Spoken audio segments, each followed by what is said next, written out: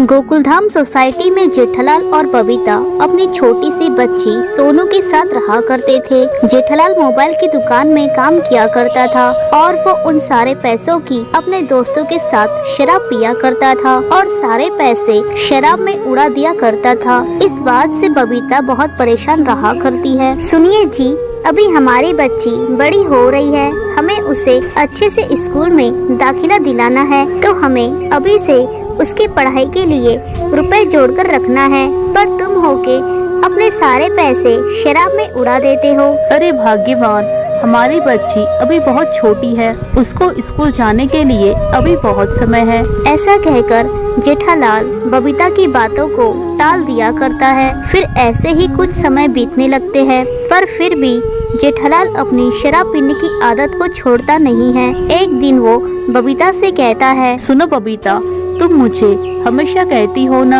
शराब छोड़ दो, शराब छोड़ दो, पर बबीता मैं यहाँ रहकर शराब को बिल्कुल भी नहीं छोड़ सकता। मेरे दोस्त मुझे जबरदस्ती पिला ही देते हैं, इसलिए मैंने सोचा है कि हम ये शहर छोड़कर कहीं दूसरे शहर में चले जाएं। पर जी, हम दूसरे शहर में कहाँ जाएंगे और हमारे पास तो कुछ भी रुपए नहीं है। तुम उसकी चिंता मत करो, हम इस घर को बेच देंगे। वैसे हम इस शहर को छोड़ ही रहे हैं, तो हम इस घर का क्या करेंगे? ठीक है जी, जैसा आपको ठीक लगे।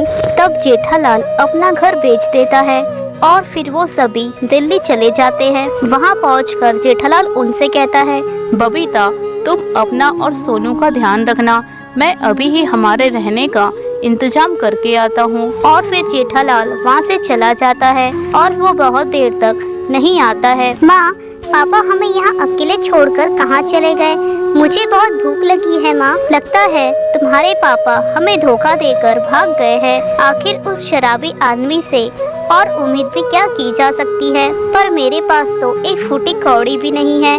सारे पैसे तुम्हारे पापा के पास थे। तुम अपना ध्यान रखना मेरी बच्ची, मैं अभी तुम्हारे लिए कुछ खाने का लेकर आती हूँ। नहीं माँ, तुम मुझे छोड़कर मत जाओ। पापा तो मुझे छोड़कर जा चुके हैं और अब तुम भी मुझे छोड़कर जा रही हो। तब बबीता सोनू को भी अपने साथ लेकर जाती है। सुनो काकी, क्या मैं आपका सामान पहुंचा दूं? तब बबीता उसका सामान उठा लेती है। तब वो औरत उसे कुछ पैसे देती है। तब बबीता उस पैसों से समोसे खरीदकर सोनू को खिलाती है और अब वो रोज रोज कूली का काम करके अपनी बच्ची को पालती है और वहीं अपना घर बसा लेती है।